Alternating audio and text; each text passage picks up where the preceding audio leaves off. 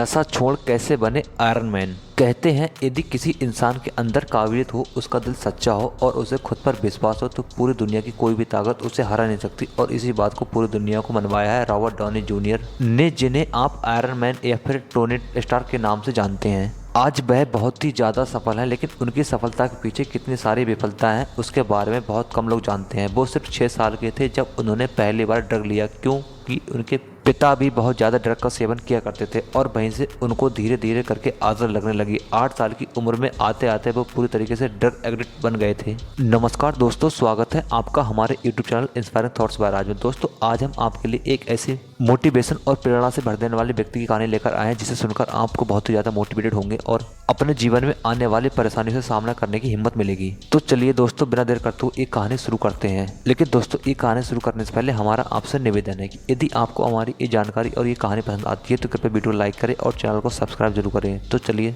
अगले बढ़ते हैं। मित्रों, रॉबर्ट का जन्म बहुत ही मुश्किलों से गुजरा, क्योंकि बचपन में ही उनके माता पिता का तलाक हो गया था। शुरू में वो अपने पिता के साथ रहे, लेकिन जब बहुत ज्यादा ड्रग एडिक्शन हो गया था तो उसके बाद वो अपनी माँ के साथ रहने लगे। रॉबर्ट सिर्फ 5 साल के थे जब वो उन्होंने पहली बार अपने पिता की फिल्म में अदाकारी की थी और उसके बाद कई बार उन्होंने अपने पिता की फिल्म में रोल अदा किए। 1992 तक उन्होंने बहुत सारी अच्छी फिल्मों में काम किया और उसके लिए बहुत कड़ी मेहनत की। 1992 में उन्होंने चैपलिन मूवी की, जिसके अंदर उन्होंने चार्ली चैपलिन का रोल अदा किया था, जिसके लिए बाद में उन्हें अकादमी पुरस्कार के लिए नामिनेट भी किया गया। लेकिन 1993 से लेकर 2001 के बीच में उन्हें कई बार नशीले पदार्थों के चक्कर में गिरफ्तार किया गया। जब वो पहली बार जेल गए तो उन्होंने कैदियों के द्वारा इतना ज्यादा पीटा गया कि वो बेहोश हो गए और जब वो उड़े तो जब वह उठे तो उन्होंने अपने आप को खून के टब में सोया हुआ पाया। उन्हें बहुत बार लंबे लंबे समय के लिए नशा मुक्ति केंद्र में रखा गया, लेकिन हर बार वो असफल होकर लौटे। एक बार उन्होंने जज के सामने कहा था कि ये इस तरह से है जैसे मानो मैंने अपने मुंह में एक बंदूक की नली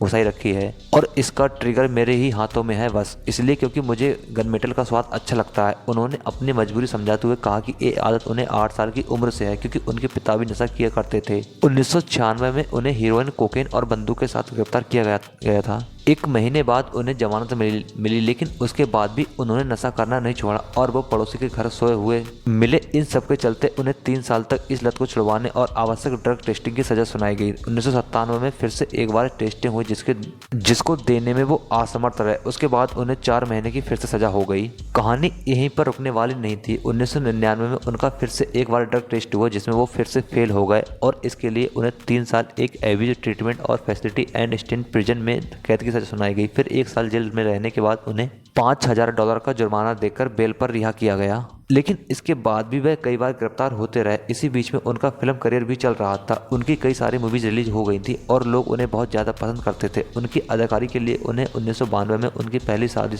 हुई थी डेवरो से, लेकिन बार बार इन घटनाओं के चलते वो भी उनसे परेशान हो गई और 2004 में जब वो जेल से बाहर आए तो उसके बाद डेवोरा ने भी उन्हें तलाक के कागज भेज दिए और उनका तलाक हो गया। लेकिन फिर 2005 में उनकी जिंदगी में आई सुजैन, जिनसे उन्हें पहली ही नज़र में ही प्रेम हो गया। लेकिन उसके बाद सुजैन ने कहा कि यदि तुम मेरे साथ रहना चाहते हो तो एक शर्त होगी और वो शर्त ये होगी कि या तो तुम मेरे साथ रह सकते हो या फिर ड्रग्स ले सकते हो। और उसके बाद रॉबर्ट ने सिर्फ सुजैन को चुना और उसके बाद मानो कि उनकी जिंदगी एक नई शुरुआत हुई। 5 वर्षों के नशीले पदार्थ के सेवन और गिरफ्तार और इलाज के बाद रॉबर्ट आखिरकार वापस पूर्णतः ठीक होकर अपने करियर में वापस मुड़े। उसके बाद उन्होंने 2004 से 2008 तक बहुत सारी फिल्मों में काम किया, लेकिन ऐसी कोई फिल्म नहीं थी जहां से उन्होंने बहुत सारा बड़ा नाम कमाया हो। लेकिन उसके बाद 2008 में आई एक ऐसी मूवी जिसने भी सभी के दिलों पर राज किया और वो मूवी इतनी सक्सेसफुल बनी कि उसके बाद आप सभी रॉबर्ट को आज आयरन मैन या टोनी स्टार के नाम से जानते हैं। आयरन मैन 1 से लेकर एवेंजर एंड गेम तक उन्होंने बहुत सारी फिल्में की और उन्होंने दुनिया को ये बता दिया कि इंसान के अंदर अगर काबिलियत हो, उसका दिल सच्चा हो और उसे खुद पर विश्वास हो और खुद को सुधारने की क्षमता हो तो उसे इस दुनिया की कोई भी ताकत नहीं हरा सकती। हम सभी के जीवन में भी ऐसी कई बार मुसीबतें आती हैं जिनसे हम हार के बैठ जाते हैं, रोने लगते हैं, परेशान होने लगते हैं। कई बार जीवन में गलती हमारी होती है, कई बार दूसरों की होती है, लेकिन ये जीवन सिर्फ और सिर्फ हमारा है। किसने हमारे साथ क्या किया है या इस बात को कहने से हमारा जीवन नहीं बदल जाएगा। हमारा जीवन सिर्फ तभी तभी बदलेगा जब हम उन गलतियों को सुधार कर अपने आप पर विश्वास करके जीवन में सिर्फ आगे ही बढ़ेंगे। और हाँ, गिरना बुरी बात नहीं है, लेकिन गिरकर ना उठना बुरी बात है। तो आज अपने आप से एक वादा कीजिए कि चलेंगे, गिरेंगे, लेकिन गिरकर फिर से उठेंगे और जीवन में आगे बढ़ते रहेंगे। और जब आप अपने आप से ये वादा कर लेते हैं तो मेरी गारंटी है कि आपको सफलता जरूर मिलेगी। आप उन सफलताओं को और उन अपने सपनों को जरूर पूरा करेंगे जो आप पाना चाहते हैं। धन्यवाद दोस्तों हमारी ये कहानी सुनने के लिए और अपना कीमती वक्त हमें देने के लिए। दोस्तों यदि कहानी आपको पसंद आई हो तो कृपया वीडियो को लाइक करें और चैनल को सब्सक्राइब जरूर करें। और हाँ, ये जरूर बताएं कि आपने इस कहानी से क्या सीखा।